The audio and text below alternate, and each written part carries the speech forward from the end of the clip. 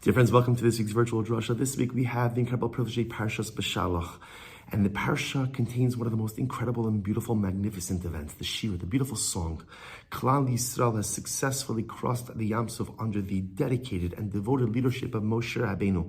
Kadosh Baruch Hu told Moshe Rabbeinu, Daber b'nei Yisrael v'yiso, tell the people to go, and they went. And we followed Moshe Rabbeinu into the raging sea. And we come out to the other side, we see the Egyptians totally decimated. Klal Yisrael so overwhelmed by the enormity of what they have experienced that they launch into spontaneous shira. They launch into song. Not just a tefillah, not just a prayer, not just, again, verbal praise, but a song, a beautiful song about the greatness, the power, the prowess, the dedication and devotion of HaKadosh Baruch Hu to his people. And the shira begins in a simple way. Pasuk says, Az Yashir Moshe v'nei Yisrael sashira hazos laHashem. Then Moshe and the children of Israel, Bnei Yisrael, sang this song to HaKadosh Baruch Hu. And the Mefarshim, the commentaries point out something very interesting. The way it reads is Az Yashir, then Moshe will sing. Yashir is future tense. Why does it say Az Yashir, Moshe will sing? Why not instead say Az Shar? Then Moshe and Klal Yisrael sang, present tense, to HaKadosh Baruch Hu. Why phrased? In the future. And the Gemara Maseches Sanhedrin provides an incredible and overwhelming answer. The Gemara writes, this is in Sanhedrin Sadik Aleph Amud Beis 91b. The Gemara says, Tanya, I'm Rabbi Meir.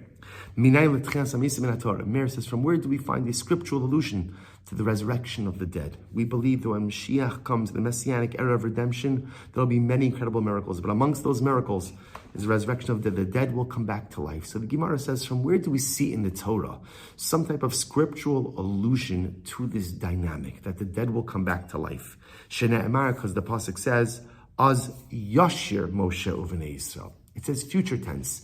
Then, in the future, Moshe and Bnei Yisrael will sing. Shar lo ne'emar. It doesn't say they sang present, rather Ella Yashir. Future tense, mikan letrias hamesim min haTorah. From here is a scriptural allusion to resurrection of the dead. So the Gemara seems saying is like this, that as much as Moshe and Klal Yisrael are singing an ode, a song of thanksgiving to HaKadosh Baruch Hu for this incredible deliverance, there's going to be another song that Klal Yisrael is going to sing. There's going to be a future song. Az Yashir, we will sing again in the future. And when will we sing, says the Gemara? When the dead come back to life. And from here is perhaps the only scriptural allusion we have to the concept of Tchias HaMesim, resurrection of the dead. We're singing now when we cross the Yam Suf, and Az Yashir will sing again in the future when this great miracle of resurrection occurs. And the great tzaddik of Aaron of Belz, asks a simple question. And the truth is, he asked this question. The Rebbe escaped from the clutches of the Nazis in the midst of the war, and he was smuggled out. He made it to Eretz Yisrael with his brother. And the first Shabbos that they were in Eretz Yisrael, they actually spent in Haifa.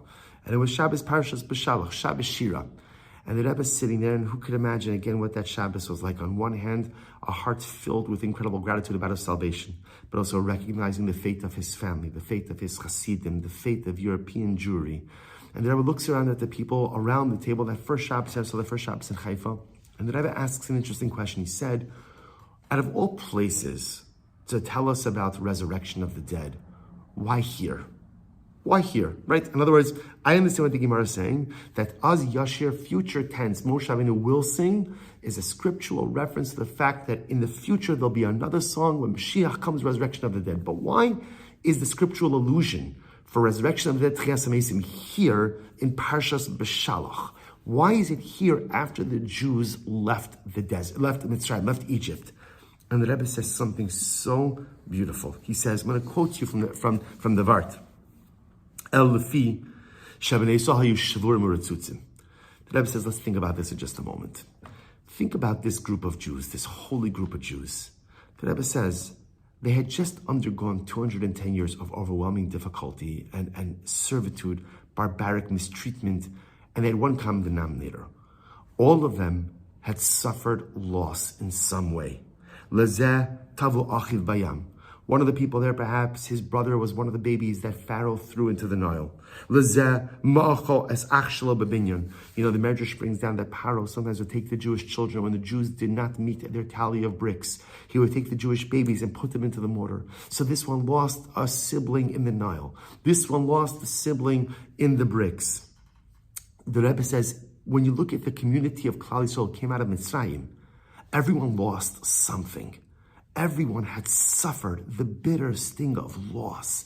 They all were broken in different ways. And therefore, again, the Rebbe says, Lachein, Ramaz, Moshe Rabbeinu Mikan, Remez, L'tchias HaMesim Min HaTorah. So ultimately, again, Moshe Rabbeinu, says the Rebbe, felt that he had to do something to lift the spirits of the people. Here, they just witnessed this incredible salvation. They left Egypt, they saw the splitting of the sea, they saw the waves come crashing down on their Egyptian tormentors, and as much as they knew they were free, there was freedom ahead of them, destiny ahead of them, but they lost so much. So Moshe Rabbeinu felt that as the leader, he had to do something to somehow address that pain. What should I do for them? What should I do? And Moshe says, I got it. Az Yashir. Moshe Rabbeinu embeds an incredible message in the Shir. He says, Chevra, I know that we all have someone who we miss. I know that we all have someone who we yearn and we long and we pine for. But I just want to tell you, one day, they'll come back. One day there'll be a Tchias HaMesim. One day the dead will come back to life. And again, that day may be many, many, many generations from now. But believe with all of your heart that it's going to happen. Moshe Rabbeinu was trying to give them chizuk, that as much as everyone had lost someone who they loved, Moshe Rabbeinu says, Yashir, we're singing now today, and Yashir, we're going to sing in the future when Mashiach comes and the dead come back to life. And it might not totally remove your pain in totality, but hopefully it will address it. It will ameliorate it. It's like a bandage, like a salve upon the open wound of loss. Just know that this loss is not eternal. The dead will come back. And once again, we will be made whole. And you think about this vart in the context that the Rebbe was living in, the context in which it was delivered, how much the Rebbe himself had lost with his own family, with his chasidus. Again, the overwhelming churban of Europe. And what is he telling this Shiris Haplita? What is he telling again this remnant of Klal Yisrael? Az Yashir, we're going to sing again. We're going to sing again. We'll be reunited with our loved ones. Klal Yisrael will be made whole in Meretz Hashem sometime in the future. And I think the Rebbe is teaching us so many incredible and profound lessons. Of course, there's the stated lesson about the greatness of Moshe Rabbeinu as a leader, trying to address what he felt was the heartbreak that was existing inside a very triumphant Klal Yisrael. But sometimes a person can be triumphant, but yet I still feel broken. And Moshe Rabbeinu addresses that broken kite. And there's tremendous chizuk for us in this as well.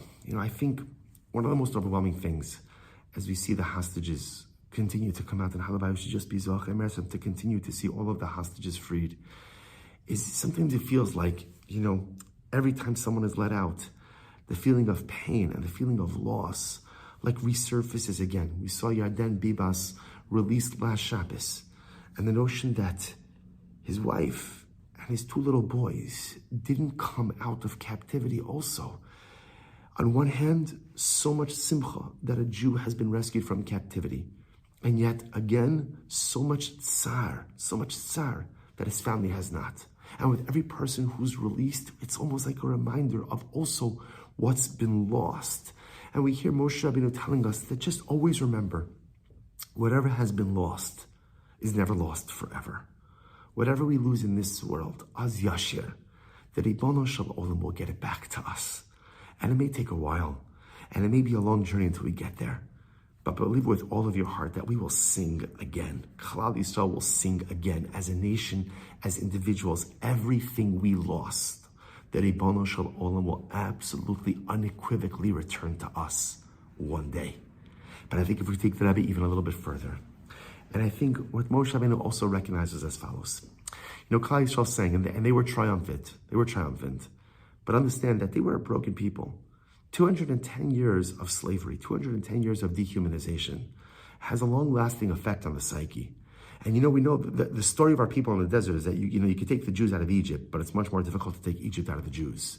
If you look at all the times we messed up in the desert, all the rebellions, all the complaints, it was all because we were broken on the inside. We were just broken. And perhaps as Moshe Rabbeinu was telling Klal Yisrael in this pivotal moment, as they stood by the banks of the Red Sea, right? Egypt was done. Egypt was decimated. There was no longer a tormentor to pursue them. And Moshe Rabbeinu says to Klal Yisrael, Chavra, you have a choice. You could continue to be broken, or you could find the courage to reinvent yourself. You see, dear friends, when we speak about Tchias HaMesim, resurrection of the dead, We close our eyes, and in our mind, that's something that God is going to do when Mashiach comes. But there's another kind of Tchias HaMesim. The other kind of Tchias HaMesim is a personalistic resurrection. There are times in life that I feel dead. There are times in life that I feel dead on the inside. There are times in life that I feel broken in a million different pieces. And in those moments, I have to make a choice. I can remain in that broken state, or I can resurrect myself. I can rebirth myself. I could recreate myself. And perhaps what the Belzer Rebbe was saying is that's what Moshe Rabbeinu was telling Klal Yisrael. So, Chavra, I got it. We all lost someone. And we all lost something. And there is not one person amongst the millions of people who are here by the banks of the Red Sea who can say that they are whole, who could say that they are complete, who could say that somehow, yeah, I'm fine. We're all broken. We're all compromised. We all carry around our pekel. We've all lost someone or something within ourselves, or someone and something. So what do you want to do? What do you want to do? Moshe Rabbeinu says, you know what? One day, HaKadosh Baruch Hu is going to perform an incredible miracle of Tchias HaMesim. One day he's going to resurrect the dead. But Chevra, tell you a little secret. There's something even greater than HaKadosh Baruch Hu's Tchias HaMesim. There's something even greater than God's resurrection, because God is God. Kadosh Baruch Hu, He can do anything and everything. So the fact that Rebbe Shalom can bring the dead back to life, you'll excuse me, so what? I'm not impressed. God could do anything. If He could breathe life into man, He could bring the dead back to life. That's not so great. Kadosh Baruch Hu could do anything. I'm not awed by that. You know what the greatest miracle is? The greatest miracle is the Tchias HaMesim we do for ourselves. The ability to resurrect the self. The ability to be broken and compromised and shattered, and to pick up the pieces and to rebuild. That is the greatest miracle. And Moshe Rabbeinu says every single time you do a personal Tchias HaMesim, Az Yashir Moshe, there's a Shira. Because the greatest song that is heard in the entire universe is when a person decides to resurrect themselves. Every single time in life, I am broken and I pick up the pieces and I put them back together, even if they're not perfect. But the act of resurrection, Az Yashir, that is the greatest song that is heard in the entire cosmos. The song of personal resurrection. And so it turns out that Moshe Rabbeinu at the banks of the Red Sea was telling us two dramatic lessons. On a national level, he was saying, Chevra, we've all lost someone. But just know that the people you love are never lost to you forever. The great day will come when we will be together once again. Ki ish echad b'lev echad, one nation with one heart. The dead will come back to life. Our families will become intact, and we will become whole with our loved ones. And on a personal level, Moshe Rabbeinu is saying, I got it, we're all broken in so many different ways. But you don't have to stay broken. You can engage in the great miracle of personalistic resurrection. Make yourself into someone new. Pick up the pieces and recreate. And whenever you fall apart in life, which we all do, it doesn't take 210 years of servitude to bring me to my knees. And it doesn't take 210 years of servitude to shatter me in a million different pieces. A lot less in life does that to us. And we all experience it. Moshe Rabbeinu says, so tap into the miracle of Tchias HaMesim. Tap into the miracle of personalistic resurrection. And when you find yourself broken and incomplete, collect the pieces and resurrect yourself. Wishing everyone a good night of Shabbos and a beautiful Shabbos Kodesh.